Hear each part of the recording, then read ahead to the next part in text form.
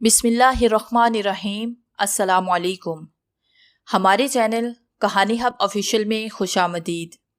नाजरीन, मैं आज आपके लिए इंतहाई खौफनाक और दिलचस्प कहानी लेकर आई हूँ, लेकिन कहानी शुरू करने से पहले आपसे गुजारिश है कि अगर आपने हमारा चैनल सब्सक्राइब नहीं किया तो आप हमारे इस चैनल को सब्सक्राइब कर लीजिए और बेल आइकन को भी प्रेस कर लें ताकि हर नई आने वाली वीडियो बआसानी आप तक पहुँच सके। पेशे खिदमत है नाग बेला नावल एपिसोड नंबर 3। वैसे एक बात बताओ यार, हो तो तुम सुपर आदमी, यकीनन कोई ऐसा ही गपला होगा जिसके लिए तुम्हें मेरी याद आ गई। जलील करना चाहते हो मुझे तो कर लो, आज मैं भी ढीठ बनकर आया हूँ। फयाज बोला। नहीं, ऐसी कोई बात नहीं। इमरान अचानक संजीदा हो गया, फिर उसने भी अपनी चाय के छोटे छोटे घूंट भरना शुरू कर दिए। फयाज बहरहाल इतना तो जानता था कि इमरान को उसकी आमद पर यह शुबा जरूर हो गया होगा कि कोई मसला है। बजाय उसके कि घुमा फिराकर बात की जाए, बेहतर यह है कि बराह रास्त इससे अपनी आमद का मकसद बयान कर दे। उसके बाद देर तक खामोशी ही तारी रही थी। फिर फयाज ने कहा, इसमें कोई शक नहीं इमरान कि तुम कभी कभी याद आ जाते हो और मैं काफी एहसासात का शिकार हो जाता हूँ। वेरी गुड, आगे बोलो, इमरान ने जोर से सर हिलाते हुए कहा। लेकिन ये भी एक हकीकत है कि उस वक्त खास तौर से तुम्हारे पास आमद की वजह एक मुश्किल, एक उलझन है। सुभान अल्लाह, सुभान अल्लाह।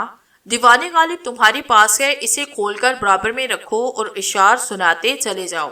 और मैं ये भी जानता हूँ कि तुम इतना मजाक उड़ाओगे मेरा कि शायद मेरे लिए नाकाबिले बर्दाश्त हो जाए, लेकिन बहरहाल पहले मेरी मुश्किल सुन लो। फयाज ने इमरान की बातों को नजरअंदाज करते हुए कहा। इमरान की खामोशी का मतलब ये था कि वो संजीदगी से सुनने के मूड में था। चुनाचे फयाज ने उसे इस केस के बारे में शुरू से आखिर तक की तफसीलात बताना शुरू कर दी। इमरान ने आंखें बंद कर ली थी और खामोशी से फयाज की कहानी सुन रहा था। फयाज आखिर तक तमाम तफसीलात बताने के बाद खामोश हुआ और इमरान उसी तरह आंखें बंद करके बैठा रहा। कुछ राय नहीं दोगे इस सिलसिले में? फयाज ने इस तवील खामोशी से उकताकर पूछा और इमरान इस तरह नीचे झुका कि गिरते गिरते बचा।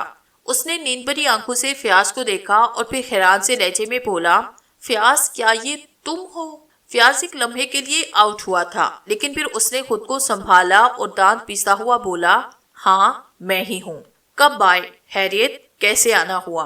गोया तुम ये कहना चाहते हो कि तुमने कुछ सुना नहीं। तुम कुछ सुना रहे थे, मगर तुम आए कब? सुलेमान, अबी और सुलेमान के बच्चे। एक मिनट रुक जाओ। इस बेचारे को क्यों तकलीफ दे रहे हो? अगर ये कहना चाहते हो कि मैं चला जाऊं तो चला जाता हूं, लेकिन बहुत परेशान हूं। इतना जलील किया है सर अब्दुर्रहमान ने कि बता नहीं सकता। अगर मुनासिब समझो तो दरीना ताल्लुकात का ही ख्याल कर लो। बाहर जाओ, इमरान ने कहा और फयाज अपनी जगह से उठ खड़ा हुआ। शुक्रिया, फयाज ने गुस्से से कहा। क्या मतलब? इमरान ने हैरान होते हुए पूछा। खुदा हाफिज कहूँ या ना कहूँ? फयाज ने उसी लहजे में कहा। अरे नहीं कैप्टन, आ रहा हूँ, जरा कपड़े तब्दील कर लूं, तुम जहाँ बाहर रुको, इमरान ने कहा और फयाज ने गहरी सांस ली। फिर वो आहिस्ता कदमों से बाहर निकल गया। थोड़ी देर के बाद इमरान कमरे के दरवाजे से बरामद हुआ था। उसके जिस्म पर सलीके का लिबास था और फयाज को ये देखकर इत्मीनान हुआ था। आओ चले, इमरान ने कहा। कहाँ जा रहे हो, कुछ बताओगे? चलो यार, बहुत दिनों के बाद मिले हो, जरा सड़कों पर आवारागर्दी करेंगे, इमरान ने कहा और फयाज के साथ बाहर निकल आया। जालसाजी की दुनिया में दोनों नए नए वार हुए थे, लेकिन जिन लोगों का इनसे वास्ता पड़ा था उन्हें ये एहसास हो गया था कि ये जोड़ी बहुत तरक्की कर जाएगी। दोनों ही तालीम याफ्ता थे, खुशपोश और खुश शक्ल थे। उन्होंने अपने काम का आगाज बड़े साइंटिफिक अंदाज में किया था। 3 से 4 केस कर चुके थे, लेकिन इतनी मुहारत के साथ कि किसी को ख्वाब में भी शुबा नहीं हो सकता था। अपने इतराफ मजबूत रखते थे। उन्होंने और मुअज़्ज़िज़ लोगों की हैसियत से दुनिया के सामने आए थे, लेकिन इस तकरीब में उनकी शिरकत न जाने किस हैसियत से हुई थी, क्योंकि तकरीब शहर के बहुत बड़े सनतकार जब्बार फजली के हाथ थी। जब्बार फजली बहुत ऊंचे पाए का आदमी था और शहर के मतमू लोगों में शुमार होता था। उसके यहाँ अक्सर तकारीब होती रहती थी और ये बात सभी जानते थे कि ये तकारीब भी कारोबारी नौयत की होती हैं।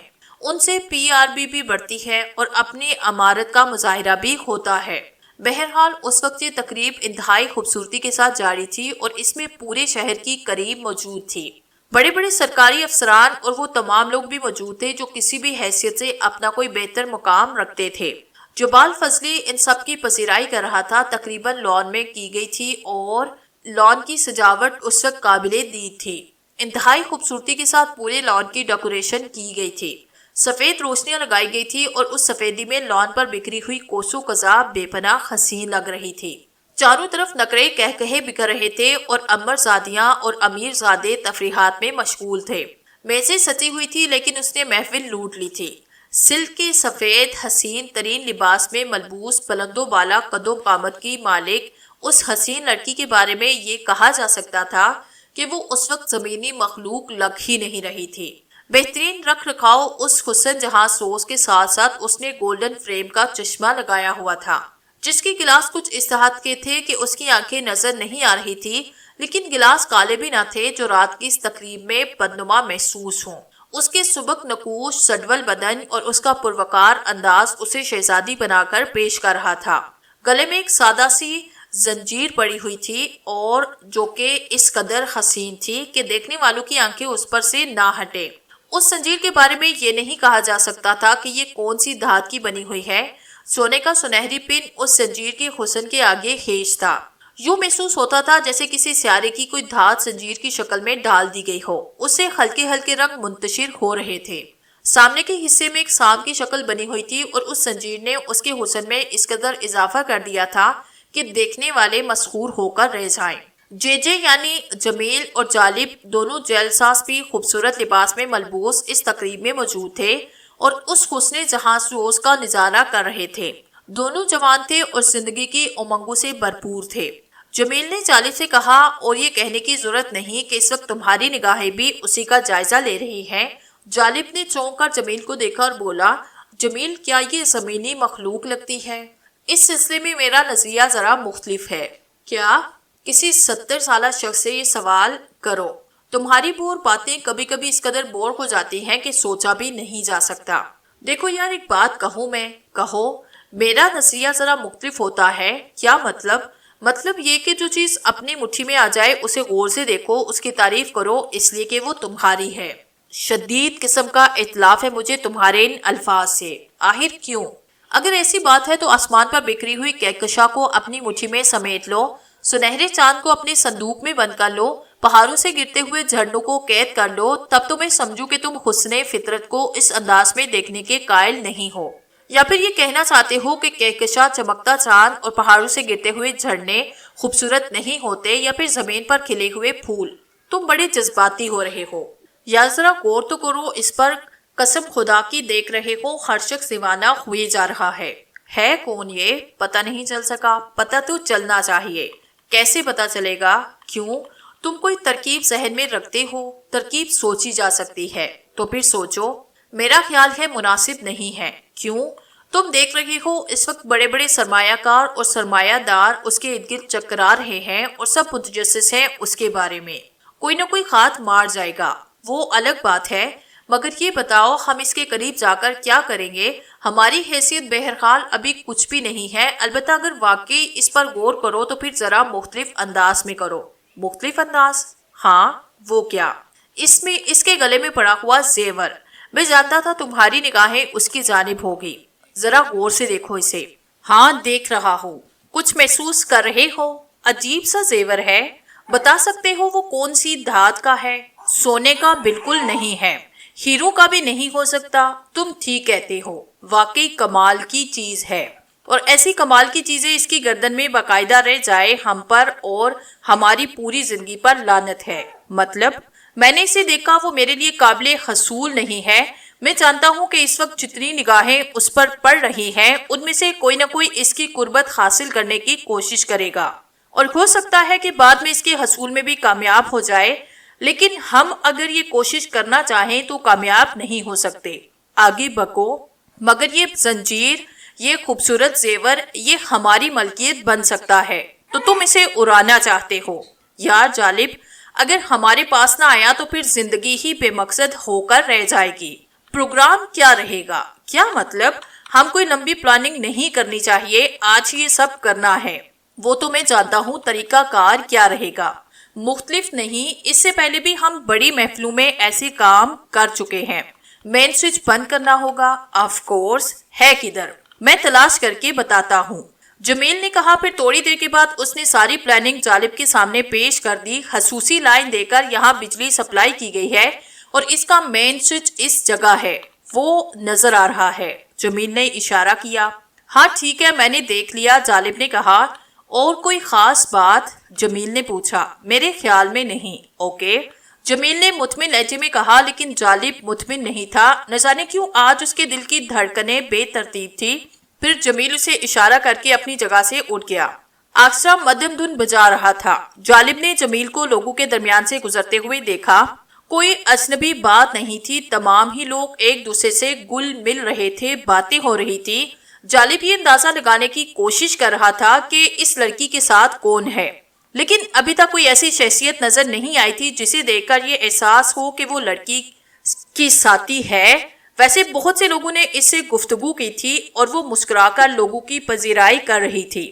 جمیل بہت سے لوگوں کے درمیان گھومتا ہوا آہستہ آہستہ لڑکی کے قریب پہنچتا جا رہا تھا۔ جالب تھوڑی دیر تک انتظار کرتا رہا، اس کے بعد وہ اپنی جگہ سے اٹھا۔ مین سوئچ تلاش کرنے میں بہرحال تھوڑا سا وقت تو ضرور لگے گا، اور جالب اچھی طرح جانتا تھا کہ جمیل کو اتنے وقت کی ضرورت ہے۔ بہرحال وہ اپنی میز سے اٹھ کر بالکل ہی مختلف سمت چل پڑا اور اس جگہ تک پہنچ گیا جہاں مین سوئچ موجود تھا۔ انداز ایسا تھا جیسے کسی کو تلاش کر رہا ہو۔ لوگوں نے اس کی جانب کوئی خاص توجہ نہیں دی اور جالب دھڑکتے دل کے ساتھ اپنے کام کے لیے مناسب وقت کا منتظر تھا۔ وہ جگہ زیادہ فاصلے پر نہیں تھی جہاں عارضی طور پر ان تمام روشنیوں کے لیے مین سوئچ لگایا گیا تھا۔ سیکیورٹی کے افراد اتنی تعداد میں موجود تھے کہ کسی قسم کے حادثے کا کوئی شبہ بھی نہیں کیا جا سکتا تھا۔ جالب نے دور سے جمیل کو دیکھا، وہ لڑکی سے صرف چند فٹ کے فاصلے پر تھا اور منتظر تھا کہ جالب اپنا کام کر دکھائے تو وہ کام شروع کرے۔ حالانکہ دونوں کو اس خار کی صحیح حقیقت کا اندازہ نہیں تھا، لیکن ان کی تیز نظروں نے بھانپ لیا تھا کہ وہ جو کچھ بھی ہے چیز نایاب ہے۔ جالب کو ایک لمحے میں اپنا کام کر کے وہاں سے ہٹانا تھا۔ پھر اس نے جمیل کو دیکھا جو اب لڑکی سے بہت قریب ہو گیا تھا اور یہ نہایت مناسب موقع تھا۔ جالب مین سوئچ کا اچھی طرح اندازہ کر چکا تھا۔ اس کا ہاتھ بجلی کسی پھرتی سے آگے بڑھا اور مین سوئچ آف ہو گیا۔ پورا لان تاریکی میں ڈوب گیا تھا، البتہ اندر عمارت میں روشنی تھی۔ لان پر موجود افراد کی ہلکی ہلکی آوازیں ابھری، لیکن لائٹ چلے جانے کا کوئی اتنا اہم مسئلہ نہیں تھا جو باعث حیرت ہو۔ ان ہلکی ہلکی چیخوں میں اچانک ہی ایک تیز اور بھیانک چیخ ابھری، اس کے بعد مزید چیخیں۔ جالب اپنا کام کر کے پھرتی سے لان پر واپس آیا۔ لوگ طرح طرح کی باتیں کر رہے تھے اور پھر کوئی مین سوئچ کی جانب دوڑا۔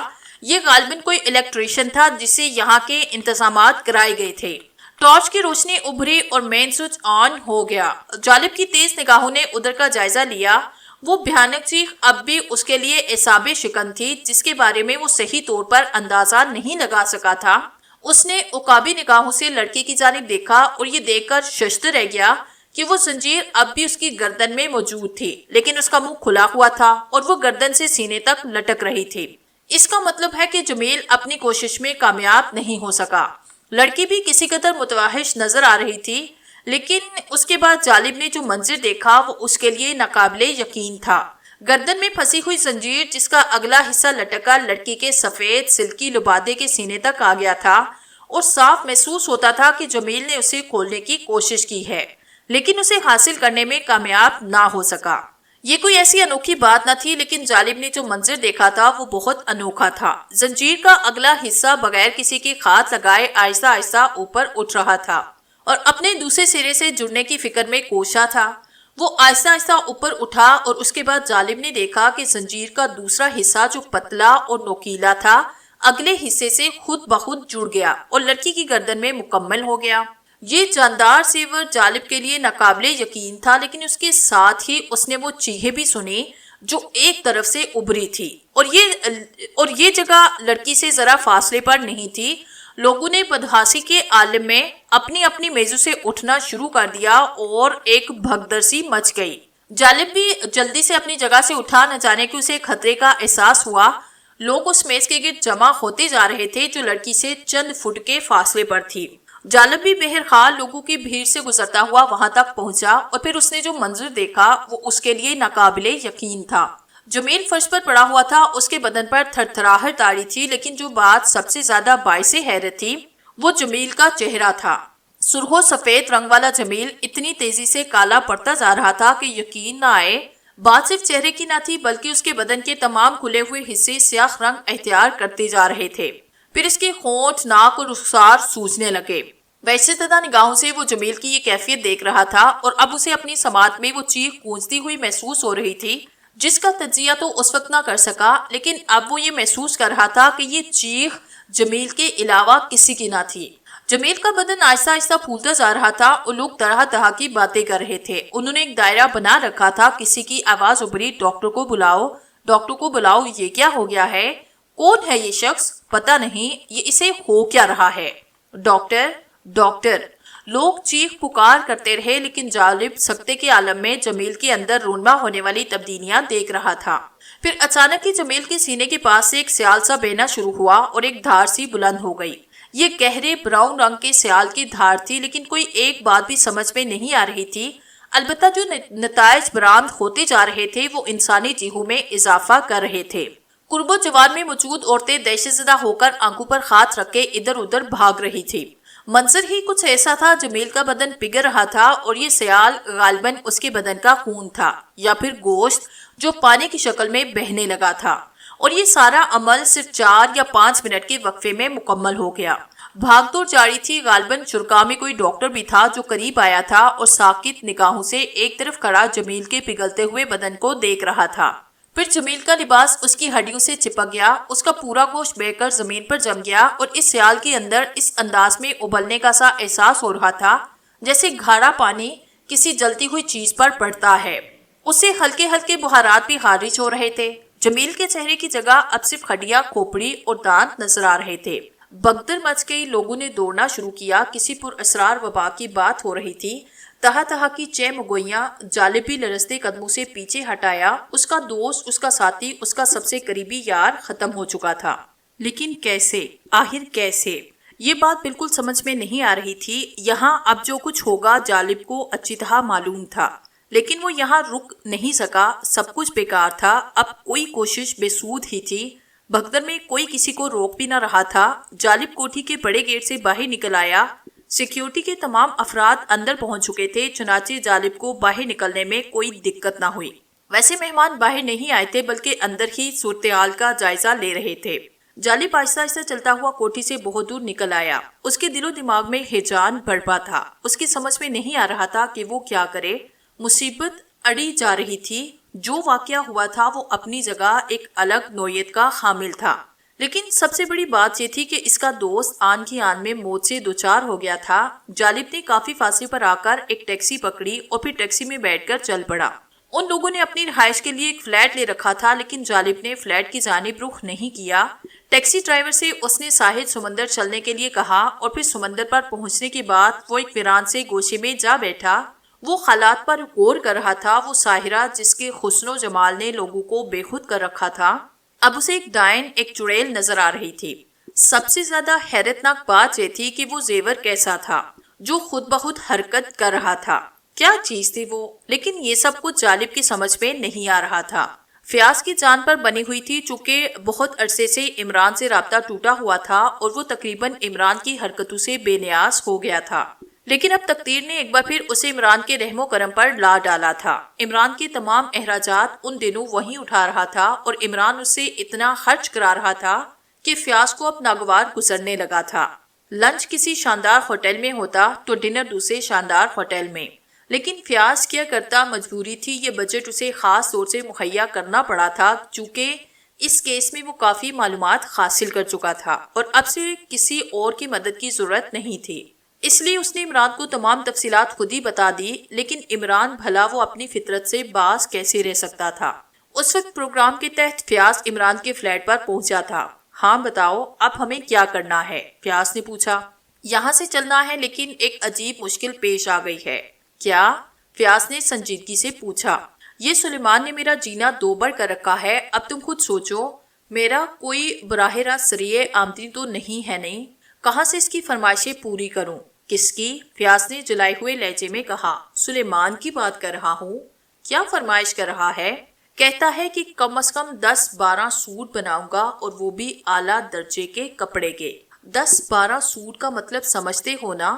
عمران نے کہا اور فیاض کی جان نکل گئی، لیکن سامنے عمران تھا اس لیے سنجیدگی سے بولا، عمران تم آخر اس کے اس قدر نہرے اٹھاتے کیوں ہو؟ کیا بتاؤں؟ بس کمبخت نے اس طرح میرے اوپر جال ڈال رکھا ہے کہ نہیں نکل پا رہا۔ تم اسے نکال باہر کرو۔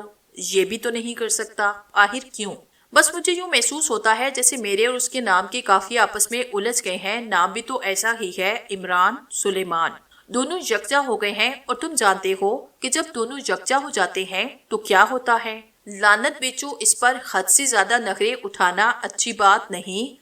اب یہ باورچی ہو کر سوٹ پہنے گا، یہی تو سب سے بڑا المیہ ہے۔ میں اگر اسے سوٹ بنا کر نہیں دوں گا تو یہ میرے سوٹ پہنے گا، تو تم اپنے لیے سوٹ بنا لو۔ ایک ہی بات، اس کے سوٹ تو مجھے آئیں گے بھی نہیں، جبکہ میرے سوٹ اس کے بدن پر آ جاتے ہیں۔ او بابا، کہنا کیا چاہتے ہو؟ تمہیں تو میری مالی حالت کا اندازہ ہے فیاض، میں بھلا 10-12 سوٹ کیسے بنوا سکتا ہوں اس کے؟ تو پھر تم ہی میرے واحد سہارا ہو۔ دیکھو عمران، تم میری مجبوری سے ناجائز فائدہ اٹھا رہے ہو، تمہاری مجبوری بھی تو ناجائز ہے۔ بہرحال تم دیکھ لو، یہ تو کرنا ہی پڑے گا۔ ابے سلیمان، او سلیمان، عمران نے سلیمان کو آواز دی اور سلیمان اندر آیا۔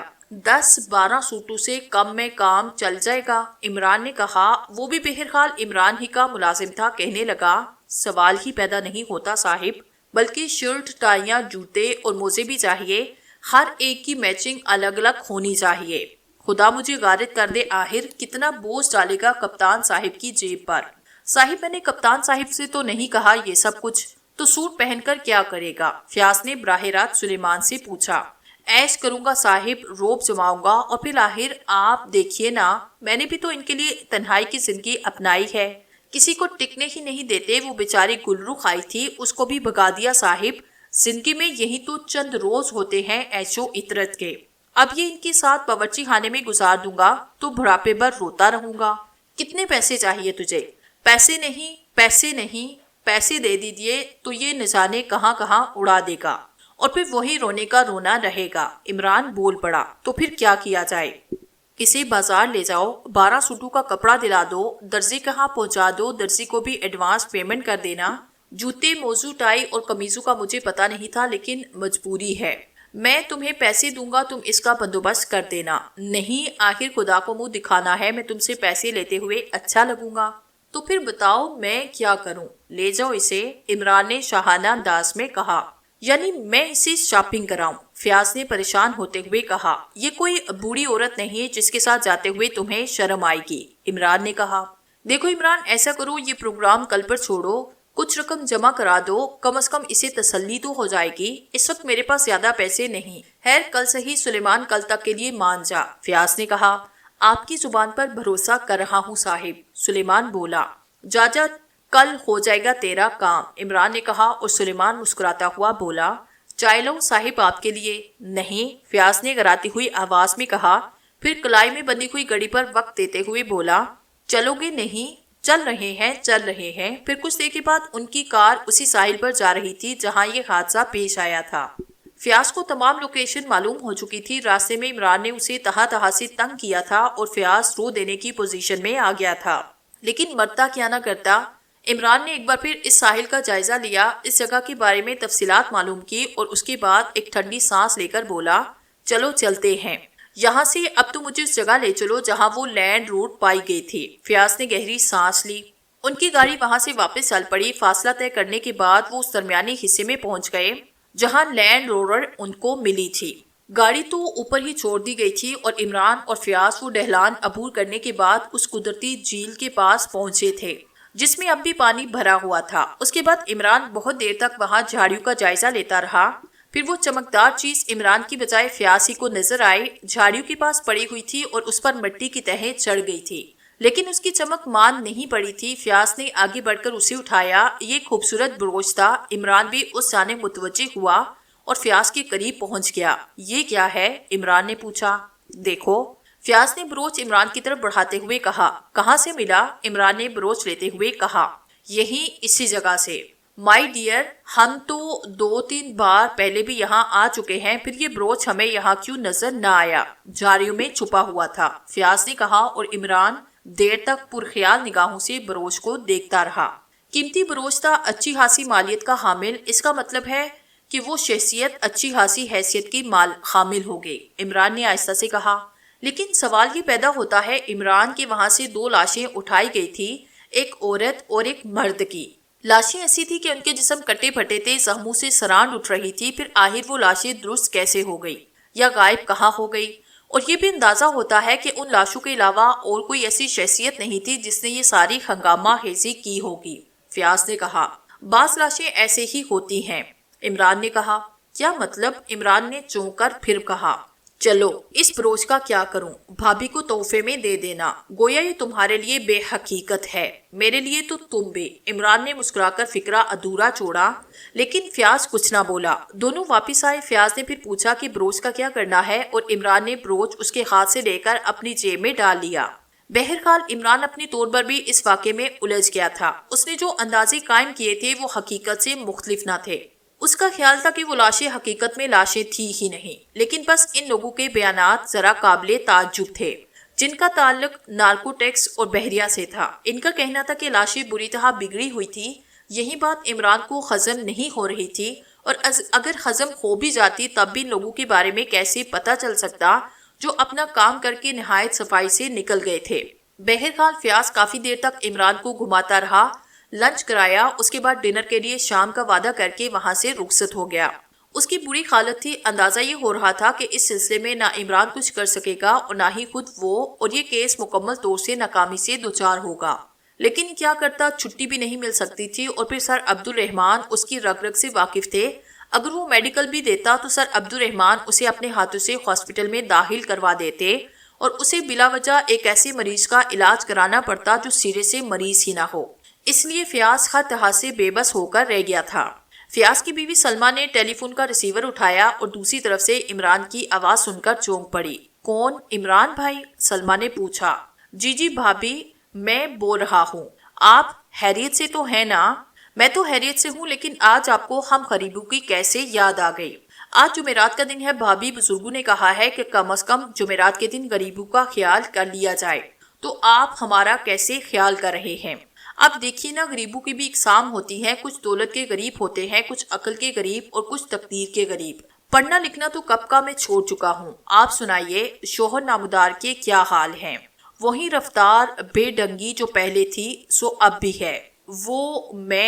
دراصل یہ بات تو آپ کو اچھی طرح معلوم ہے کہ کتنا ہی عرصہ گزر جائے، لیکن میں آپ لوگوں کے لیے ہمیشہ دل میں اچھے جذبات رکھتا ہوں، اور اگر کوئی ایسی بات ہوتی ہے جس سے خدا نخواستہ آپ لوگوں کو کوئی تکلیف پہنچے تو بھلا میں کیسے خاموش رہ سکتا ہوں؟ خیریت؟ سلمہ نے چونکتے ہوئے لہجے میں پوچھا۔ ویسے تو فیاض کے مزاج سے آپ بھی واقف ہیں اور میں بھی، لیکن اس وقت جو چکر چل رہا ہے وہ ایک ایسی خطرناک لڑکی سے چل رہا ہے بھابھی، جس کے بارے میں وہ نہیں جانتا، اور یہ تو آپ کو معلوم ہے کہ ان دونوں وہ مجھ سے بھی کھنچا کھنچا رہتا ہے۔ اگر میں اسے روکنے کی کوشش کرتا تو آپ سب کچھ سمجھتی ہیں، وہ یہی سمجھے گا کہ میں اس کا راستہ کاٹنے کی کوشش کر رہا ہوں۔ لڑکی؟ سلمہ نے حیرت سے کہا۔ جی بھابھی، لیکن جہاں تک میری معلومات کا تعلق ہے آج کل ان کے پاس کوئی سیکرٹری تو نہیں۔ جواب میں عمران مسکرایا، پھر اس نے کہا، عورت اگر مریخ کی تسخیر پر بھی روانہ ہو جائے تب بھی اس کے اندر کی سادگی کو کوئی نہیں مٹا سکتا۔ بھابھی، آپ میرے بارے میں تو اچھی طرح جانتی ہیں کہ میں گھاٹ گھاٹ کا پانی پیے ہوئے ہوں، اور آپ کو یہ بتانا ضروری سمجھتا ہوں کہ اب راستے بدل دیے گئے ہیں۔ کیا مطلب؟ اب سیکیورٹی نہیں رکھی جا سکتی۔ والد گرامی قبلہ سر عبد الرحمن کی جانب سے بھی کچھ پابندیاں عائد کر دی گئی ہیں، لیکن وہ چوری اور ہیرا پھیری کا جو معاملہ ہوتا ہے نا، تو آپ کا کہنا ہے کہ وہ آج کل کسی سے منسلک ہے۔ اگر وہ اپنی زندگی میں کسی سے منسلک نہ ہو تو پھر فیاض ہی کیسا؟ دیکھیے عمران بھائی، یہ ہماری ازدواجی زندگی کا معاملہ ہے، آپ مذاق تو نہیں کر رہے؟ مجھے اگر یہ احساس نہ ہوتا کہ وہ لڑکی فیاض کو نقصان پہنچا دے گی تو میں آپ کو کبھی فون ہی نہ کرتا، مگر اکثر ایسا ہوتا ہے کہ بات نیک نیتی سے کی جاتی ہے لیکن اس کے نتائج اچھے نہیں نکلتے اور گڑبڑ ہو ہی جاتی ہے۔ بہرطور آپ خود سمجھدار ہے، میں فون بند کر رہا ہوں۔ ارے میری بات کا برا مان گئے آپ، بہت دن سے آپ ادھر آئے نہیں۔ آپ کی ازدواجی زندگی کو خراب بھی نہیں کرنا چاہتا۔ جس شخص کو وہ ناپسند کرتا ہے بھلا وہ آپ کے قریب دیکھا جانا چاہیے۔ نہیں، اب میں بچی بھی نہیں، میں جانتا ہوں، لیکن میرا بھی تو کچھ فرض ہے۔ سنیے عمران بھائی، وہ لڑکی کون ہے؟ شکل سے جانتا ہوں، خوبصورت ہے، اسمارٹ ہے، آج کل تفریح گاہوں میں، ہوٹل میں فیاض کے ساتھ دیکھی جا رہی ہے۔ لیکن جہاں تک میرا اندازہ ہے وہ ایک خاص گروہ سے تعلق رکھتی ہے، اور یہ بات بھی میں دعوے سے کہہ سکتا ہوں کہ فیاض تک اس کا پہنچنا بے معنی نہیں۔ اب یہ فیاض کی فطرت ہے کہ وہ کسی لڑکی کو کبھی مشکوک نگاہوں سے دیکھتا ہی نہیں، اور اس نے فیاض پر جال پھینکا اور فیاض صاحب دوڑے دوڑے اس جال میں جا پھنسے۔ کیا یہ بہتر نہیں ہوگا عمران بھائی کہ خود آپ انہیں سمجھائیں؟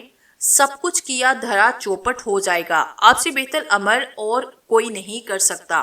آج اس کے لیے ایک خوبصورت بروچ خریدا گیا ہے۔ بروچ؟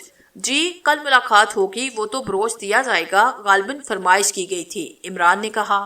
غالباً آپ کو بھی اس سے ملایا ہے انہوں نے؟ شبہ تک نہیں ہونے دیا، اور میں خود بھی دور رہ رہا ہوں۔ تو پھر مجھے بتائیے میں کیا کروں؟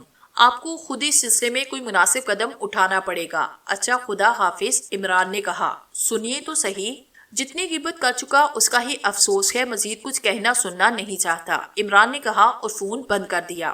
سلمہ سکتے کے عالم میں بیٹھی رہ گئی۔ اس میں کوئی شک نہیں تھا کہ اسے عمران کی ایک ایک بات درست محسوس ہو رہی تھی۔ حالانکہ وہ جانتی تھی کہ فیاض اور عمران میں چلتی رہتی ہے، لیکن اس میں بھی کوئی شک نہیں تھا کہ عمران نے بروقت ایسی بہت سی باتوں کی نشاندہی کی تھی جو بعد میں سچ ثابت ہوئی تھی۔ بہرحال وہ غم و غصے میں ڈوبی رہی۔ فیاض کی فطرت کسی قیمت پر نہیں بدل سکتی۔ وہ یہ سوچ رہی تھی۔ رات کو بھی فیاض 11:30 بجے گھر میں داخل ہوا اور وردی اتار کر بیڈ روم کی جانب چل پڑا۔ سلمہ نے اس کا تعاقب کیا اور بیڈ روم میں پہنچ گئی۔ کیوں، کھانا نہیں کھائیں گے آپ؟ سلمہ نے سوال کیا۔ کھا لیا ہے۔ خوب، کہاں؟ میں محسوس کر رہی ہوں کہ پچھلے کچھ دنوں سے نہ آپ لنچ کرتے ہیں نہ رات کا کھانا کھاتے ہیں، تو اس میں پریشانی کی کون سی بات ہے؟ نہیں، ایسے ہی کہہ رہی تھی، کہیں سے مجھے فون بھی کر سکتے تھے آپ۔ دیکھو پلیز، میں نے پہلے بھی تم سے کہہ دیا یہ نوکری اتنی آسان نہیں ہوتی، نہ جانے کیا کیا پاپڑ بیلنے پڑتے ہیں، تب کہیں جا کر فرض پورا ہوتا ہے۔ میرے سلسلے میں تم پریشان نہ رہا کرو، کھانا وغیرہ وقت سے کھا لیا کرو، فیاض نے کہا، لیکن سلمہ نے کوئی جواب نہیں دیا۔ نہ جانے کیوں اس وقت وہ خاموش ہوئی، لیکن جب فیاض گہری نیند سویا تو وہ آہستہ سے اپنی جگہ سے اٹھی۔ اٹھنے کے بعد دبے قدموں باہر نکل آئی، جس کمرے میں وردی ٹنگی تھی وہاں پہنچی اور وردی کی جیبوں کی تلاشی لینے لگی۔ اندرونی جیب میں اسے ایک انتہائی خوبصورت بروچ نظر آیا اور بروچ کو دیکھ کر اس کے پورے وجود میں آگ سلگ اٹھی۔